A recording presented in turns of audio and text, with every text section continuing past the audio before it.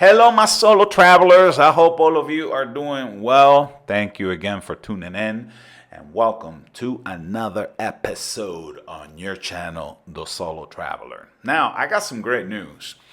I recently renewed my U.S. passport. I used the form DS-82. DS stands for Department of State. This is the form used to renew a regular passport. By regular, I mean it's a non-emergency passport. It's valid for 10 years. I didn't renew it because my previous one was torn or damaged, lost, or stolen. There were no changes to my info. And of course, it was for an adult. Since I'm living abroad here in the Dominican Republic, in this video, I will go through the procedures and steps I took so that you can also renew your U.S. passport here in the Dominican Republic as well. For U.S. citizens in other countries, the steps are probably similar in order to renew a passport, but I can only speak based on living here in the Dominican Republic. Now, I got a lot of info, some notes here on my screen that I want to share. So if you want to skip to any section, go to the description, go to the category chapters, and then click on the one you wish to see, okay? Again, the steps in this video are to renew a regular passport for an adult using the form DS-82. Now, if you're a first-time applicant for a U.S. passport here in the Dominican Republic, and first-time applicants are probably children, biological or adopted, of U.S. citizens born here in the Dominican Republic. In that case, you'll need the form DS-11. In case you're an adult who's a first-time applicant for a U.S. passport, you better be in the United States. I hope, all right? Anyhow, also, if you need an emergency U.S. passport because it has your current passport was mutilated, damaged, lost, or stolen, you need the DS-11 as well, okay? If you're applying for a passport for a person who's under the age of 16, new or renewal, you also need the DS-11 in conjunction with the form DS-3053. That form is called the Statement of Consent, okay? The DS-3053 form must be notarized before applying. What else? For a disabled person, you'll need the form DS-11. And by disabled, I mean someone who's probably unable to communicate at all. If you need to make corrections to your passport because of a misspelling or other incorrect information on your regular passport or emergency passport, you'll need the form DS-5504. Okay? You'll also need this form, the 5504, to replace an emergency passport since those passports are valid for only 1 year. All right? Also, keep in mind that if you have to use any of these forms that I just described, the DS-11, 3053, and then the 5504, more than likely, and be prepared for this, more than likely you'll have to apply in person either at the U.S. Embassy in Santo Domingo or one of the consular agencies here in the Dominican Republic. One is in Puerto Plata, and the other one is in Punta Cana, okay? Don't get me wrong, though. You can also apply in person using the DS-82, but since I live in Santiago, we don't have a consular agency in this city, and the U.S. Embassy is in Santo Domingo, so I had to use a courier, All right. But the links to all these forms for the links for the links for all these forms for the U.S. Embassy here in Dominican Republic and for the consular agencies are in the description below under the category related links. These links are all from the United States Department of State's website. Okay, so they're legit. Under related links, you'll also find the website of the courier I used. I'll let you know which courier I used in just a minute. I also left multiple links for videos about the Dominican Republic in the description if you're interested. If you are looking to shop for some cool travel products and accessories, there are links in the description for these as well. Okay?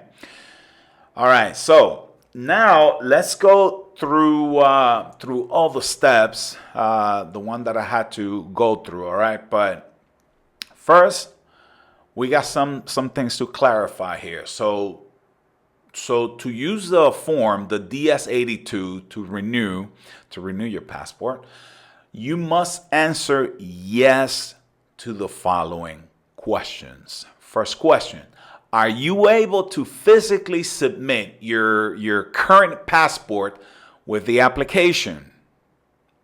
Second question: were you at least 16 years old when your current passport was issued? Next question: were you issued your current passport less than 15 years ago?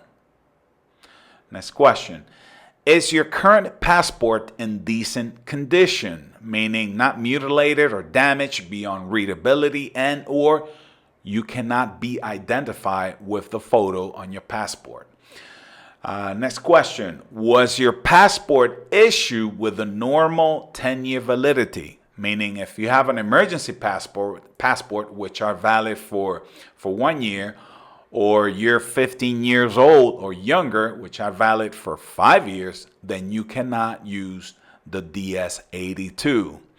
Last question: are you using the same name, first and or last name, since the issuance of your current passport?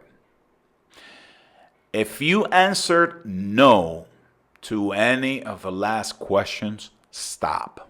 You cannot use this form, the DS-82, or the steps in this video. You must use one of the forms that I talked about earlier. Okay? Since we're using the form DS-82 to renew, these are the steps that you must follow. All right. First thing is go to the description and click on the link for the DS-82. You can fill the form online, okay? Then save it to your desktop and print it because you have to sign it. Okay? Make sure the signature on the form matches the signature on your passport. They're picky about this, both the courier and the embassy. All right. Once you complete the form, you have to pay the $130 renewal fee online only. You don't pay the renewal fee to the courier. The link to pay is in the description. This link is specifically to pay for the adult passport renewal fee.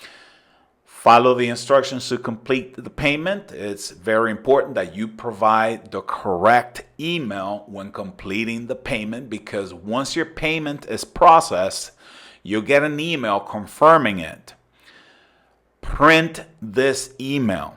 Print it because you need to provide it with the application. No exceptions. Okay? You'll also need 2 color photographs. Make sure that these photographs are within guidelines for a passport picture. You also need to bring cash or credit card when you drop off the application with the courier, since they charge a fee.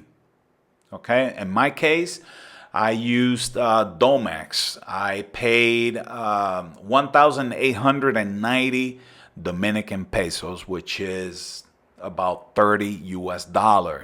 Okay? Please note, Domex, the courier I just mentioned, Domex is the official courier of the U.S. Embassy here in Dominican Republic for consular purposes. You can't use anybody else. No exceptions. Just Domex. They're the only ones. All right. Finally, you'll need your current physical passport. The courier will need it to. They will need it to mail it with your application. Okay. To make sure you don't have any issues, the courier will make sure that you have all of your ducks in a row before they mail your application to the embassy. Once you pay the courier's fee, make sure you get your receipt. Keep the receipt with you because you'll need it when you pick up your passport.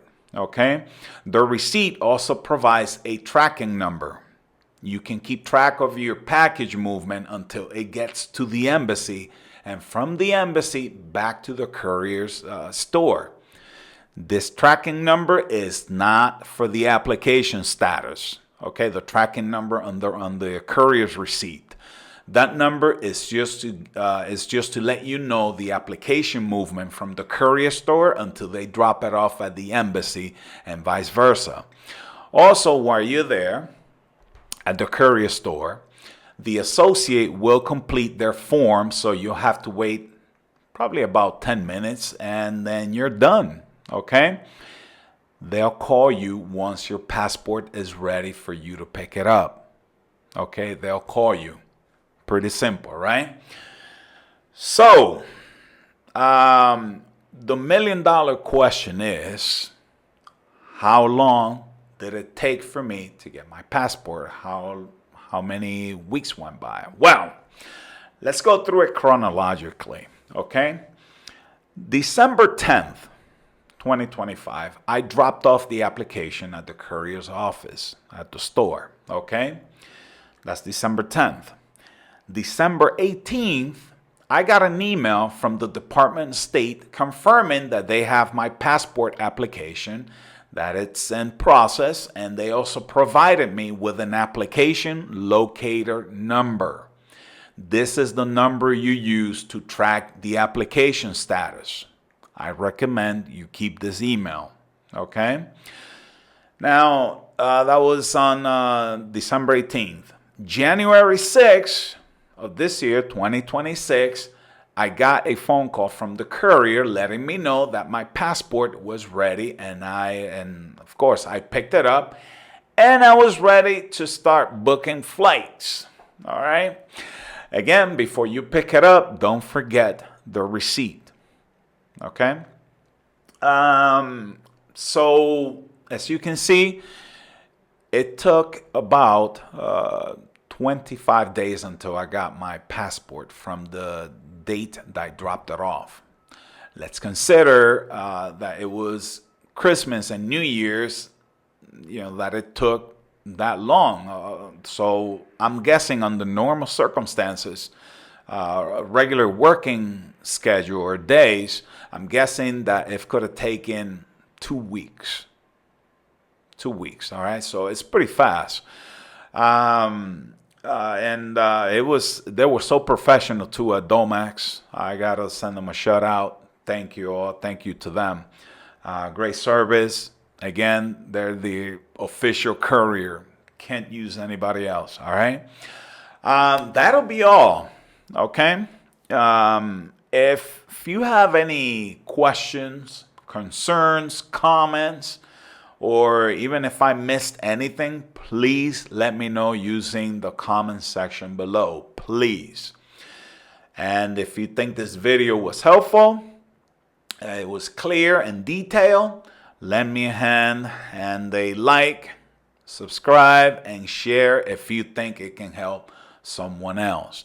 Doesn't cost you anything. I appreciate it. Thank you so much. Thank you all for your support. And until next time, safe travels, my friends.